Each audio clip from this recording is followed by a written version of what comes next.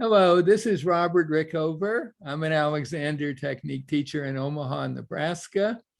And my guest today is Imogen Ragone, an Alexander Technique teacher in Wilmington, Delaware. And Imogen's going to actually interview me on the topic, which is inhibition as a perhaps sophisticated form of outsourcing. Or I think for Europeans, maybe the term outsourcing isn't used as much.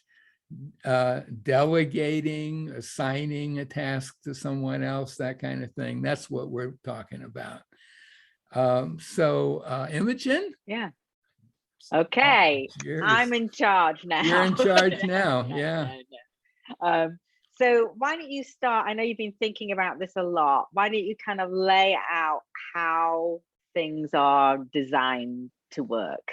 So. Right. Well, this is my understanding of how they're designed to work. And I think it is supported by neuroscience. But bear in mind that neuroscience is still in its infancy, and things are in the brain, things aren't as sharply delineated as they might be in other areas. So, but it is the model, I think the basic model of how our brain and bodies interact is that the conscious part of our brain, which is our prefrontal cortex, the part of our brain right above our eyes, basically in that area, it's really good at coming up with plans and strategies and things that it would like to see happen. And one of the things it's good at doing is delivering Alexander Technique directions, all kinds of directions. Doesn't even really matter for this discussion which kind of Alexander direction you as a teacher, for example, are using. The same basic principle. But it's that part of the brain that's delivering the message. Yeah, the conscious brain. Yeah.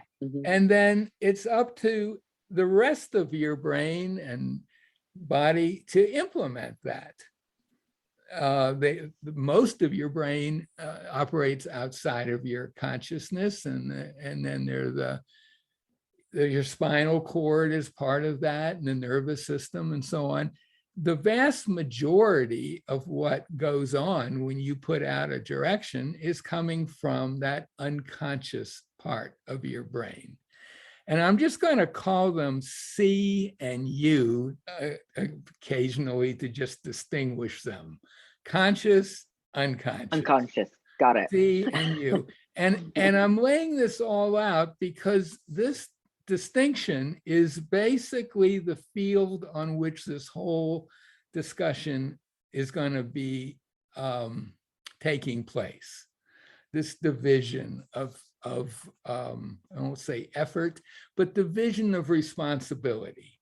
Okay. And the first thing that kind of I think is worth saying is that what the conscious brain needs to do to put out an Alexander Technique direction is pretty simple. It just has to either have figured out or heard from a teacher or read in a book or just experimenting with a direction. It could be I'm free, it could be my neck is free, it could be whatever, doesn't really matter.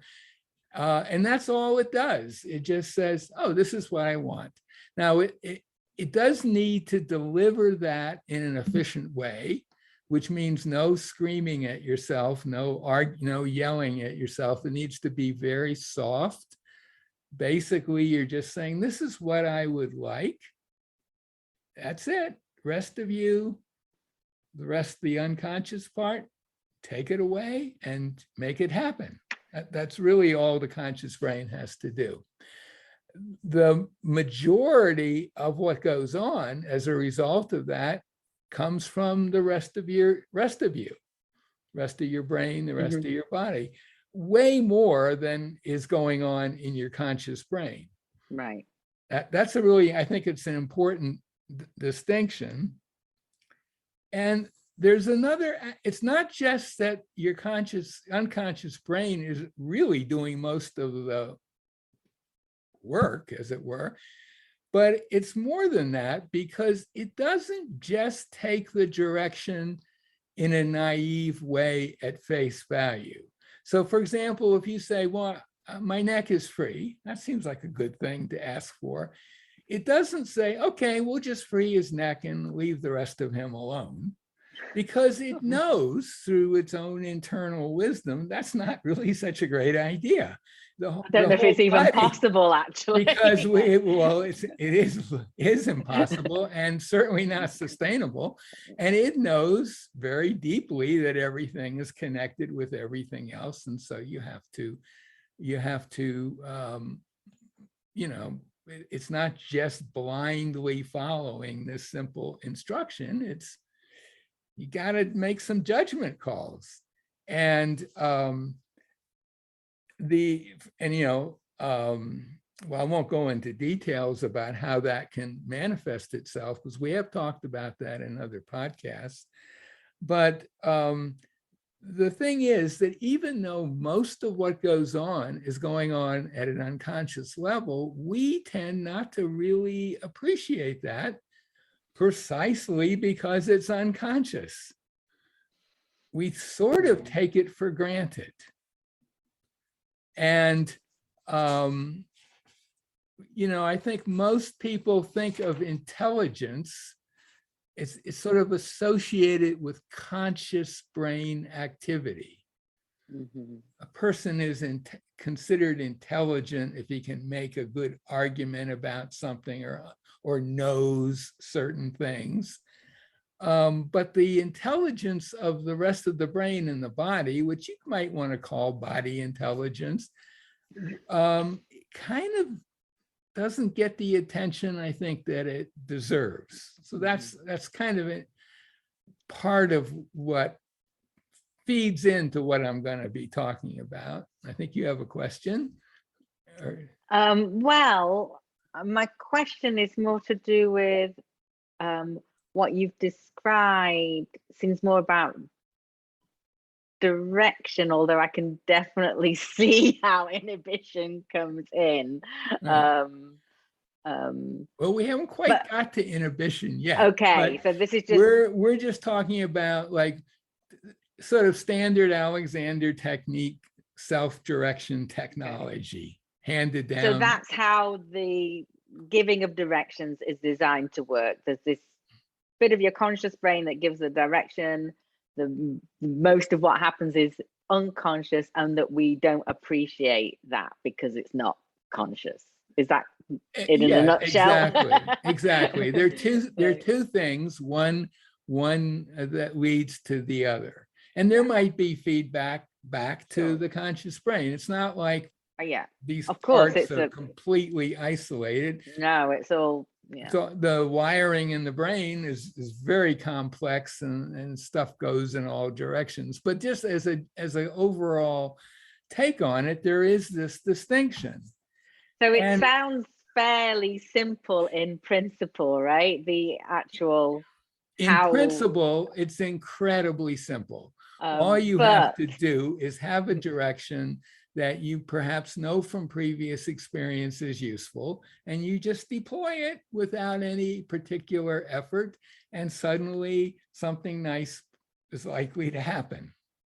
That's really what could possibly go wrong. What could go wrong? Well, it turns out that using this interface well presents some very serious challenges. And the first one, I would say, or maybe even the main one, is that the conscious brain, in order for this to work, the conscious brain needs to stay out of the way of what the unconscious part of you is going to do in response to your thought. Right.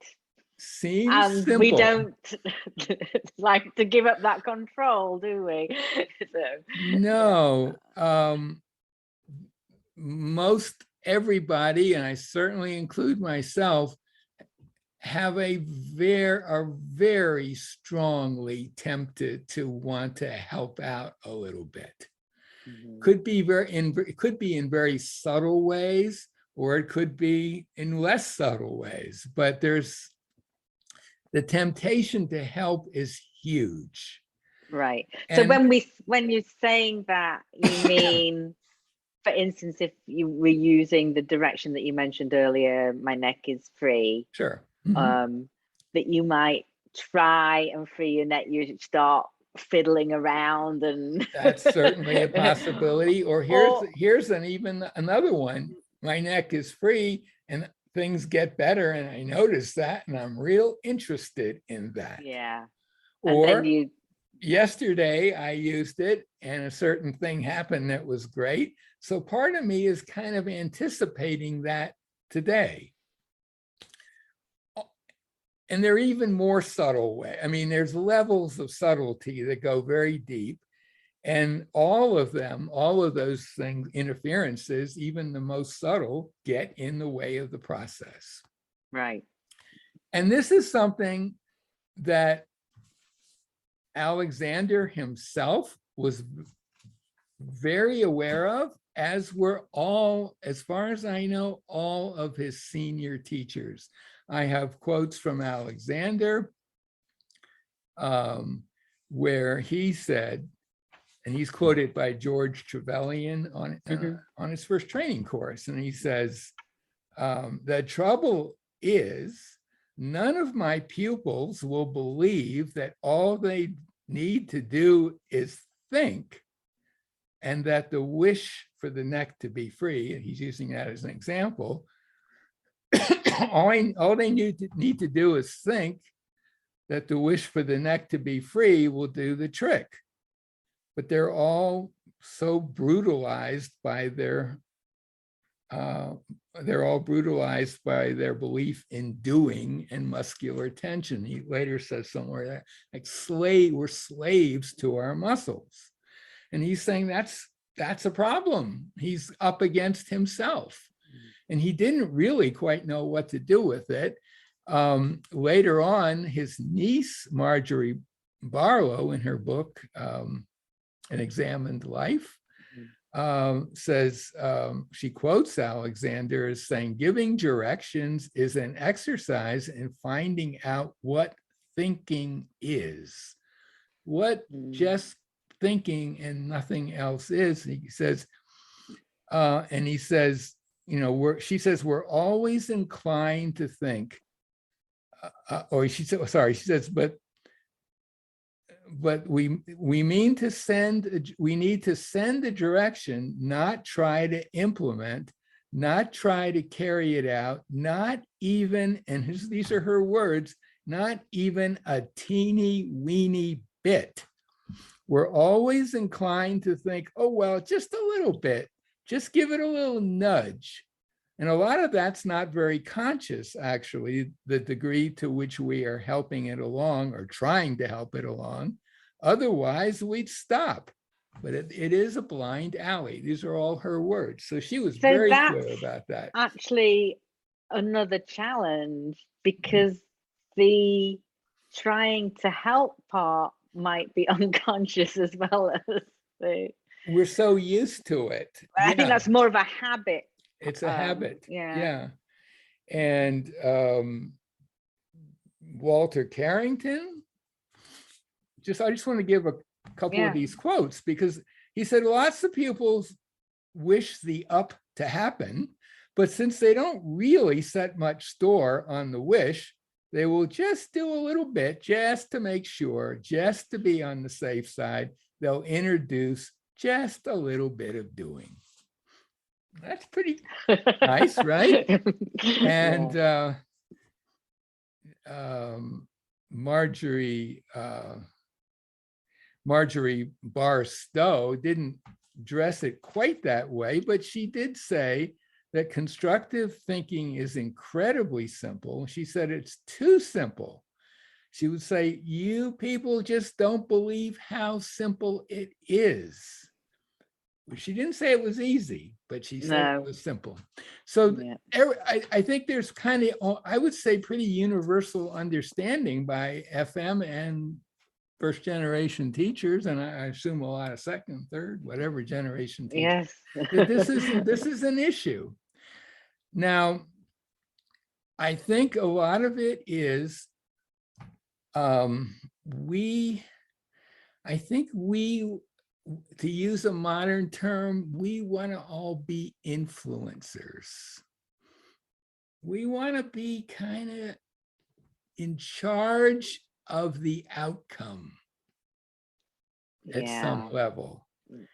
And Yeah. we want to stay involved.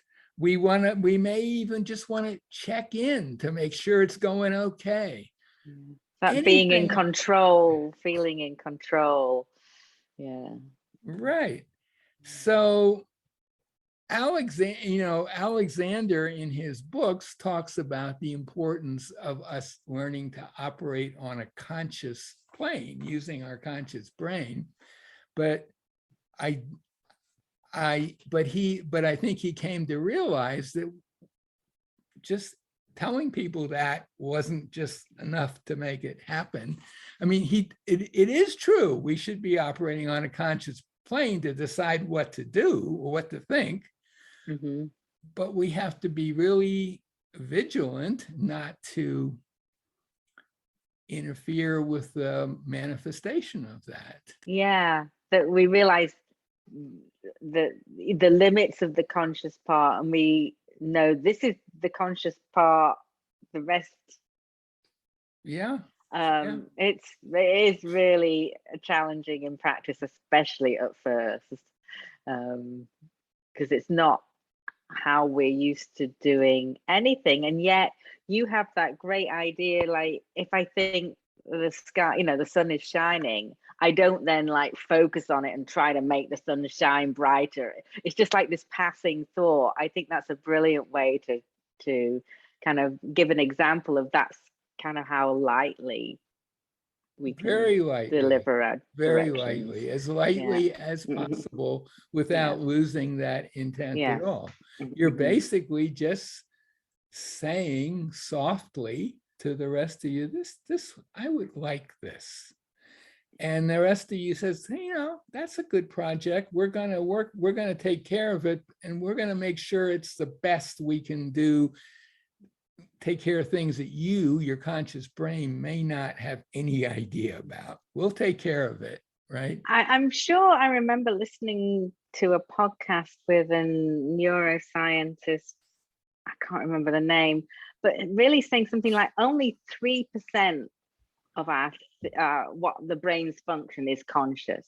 The vast, I might not have got that statistic right, but it's a really tiny part of what the brain does is this conscious thing. In terms of brain matter mass. Yeah, you look at a brain function, a picture of a brain, and you'll see the prefrontal cortex is this pretty small part. And then there's the whole rest of the brain. Then there's the spinal cord, which really is part of the brain. And then there's the entire peripheral nervous system. And that's a lot more than the and what the conscious brain is in terms of size. So what's going on here? And one way to describe this is it's a form of outsourcing, or you could even say insourcing, I suppose. The conscious brain, for this to work well, implicitly is outsourcing the implementation entirely, hopefully, to the rest of the system, which is perfect, which is waiting to hear this kind of good direction. And if you were to give yourself a nonsense direction, which is sometimes useful to test directions, like I'm green, the rest of you does just, oh yeah, he's just doing his thing. We're not even going to pay any attention to that. It's pretty sophisticated in that sense. It's funny, I've used that with some people, and they actually have had what you might call somewhat positive results, just because they found it humorous, and that you know, when we smile or laugh, that has an effect on our Oh, sure. entire Oh, body nervous absolutely. Yeah, system. yeah, So, right. you know, But as a testing technique for yeah. whether a direction is actually useful, which I Mhm, encourage all my students to do, because otherwise mhm. I don't want anyone just going around thinking a thought because I told them to. They can play with it. But that's what I really basically mean by inhibition, inhibiting this inhibiting the desire to implement. It's the implementation is kind of, that's kind of how we are typically sort of not wired up, but that's how we tend to do things. And in at least one form of inhibition, I suppose there are other ways of defining inhibition that are quite different. But I think in terms of inhibition and direction as sort of two sides of the same coin, really, that inhibition is just about actually allowing that system to work the way it's designed to, and inhibit the temptation to help out in even the most subtle ways. Yeah, So, I totally agree. And I'm also thinking, usually, and you said it yourself this way, that we think of inhibition and direction in that order. And it actually might oh, be inhibition, direction, inhibition. I think I don't think you can, I wouldn't even think it's an order thing. I think Yeah, I it's mean, all, I totally agree. yeah. Uh, But from when I was first learning it, it definitely, you know, is like, you know, stop, don't go with your habitual, mhm. do your direct, you know, do your Yeah, well, direction. one way to inhibit is to come to a complete stop, but more commonly, you're in the midst of an activity, you're in the midst of some perhaps self-direction, and it's right then that you also want to inhibit this temptation to help out. So to me, inhibition and good direction requires good inhibition. The direction has to be a useful one. You know, it can't just be any old thing like, well, like I'm green or I'm purple. Not terribly useful directions, except for Although if you experiment. personally find that they are very useful, go for And go it. for it. Yeah, but I think most people are going Yes, to find I'm that not the really. humor will wear off pretty quickly. Yes, exactly. Yeah, Yeah. yeah. So Mhm. that's basically what I wanted to say about that topic. Do you have anything you want to add to this? No, she says. um, just to bring it back to what you were saying about the outsourcing or the delegating, or Right. that whole idea is that you that's what the inhibition is. You're letting your whole unconscious self take care of Do things, and you see what happens when you do that. and maybe there's a little element of patience, Mm. because it could be that you could come up with a direction and it might take a second or two for everything to kind of click in. Who knows? Although usually it's pretty quick. But if you jump in before it's had time to do what it would organically do, then Mhm. you've short-circuited the process. Mm. And that's what would be good to inhibit. Yeah, and then as you go along, you inhibit trying to help, and you inhibit trying to getting sucked into being interested in it, and all of that stuff, to just Very let it do it. very Yeah. subtle ways of sneaking in there. Yeah, Mm. yeah. Mm. And I think everyone has their own subtle ways of doing it. And so sometimes you have to come up with a strategy for overcoming that. Because sometimes, like for example, I'll just give a quick example from my own experience when I started using freedom directions like my breathing is free, or even negative directions like I'm not breathing. And I would do that when I was lying down, getting ready to go to sleep. And suddenly my breathing would just go crazy, you know, and I was hard for me not to just get drawn into that. And I had to come up with sort of alternative strategies, typically using some other direction that wasn't directly a breathing one. Like I'm not lying on the bed or something like that. And even then it would, you know, I mean, I think it might almost be for some people, maybe some people can really just do it perfectly all the time. I think for most of us, it's kind of an ongoing, we slip back into some version of it and then we catch ourselves and yeah. Okay, so I think it's a good place to end. Well, my interviewer today has been Imogen Ragone, an Alexander teacher in Wilmington, Delaware. And I will put in the description of the video, and this will also be a podcast, a link to a blog I wrote some time ago called Not Even a Teeny Weeny Bit, that has all those quotes and some others, and really lays out how senior, you know, Alexander and first generation teachers approach this issue. So thank you for doing this, Imogen. Thank you.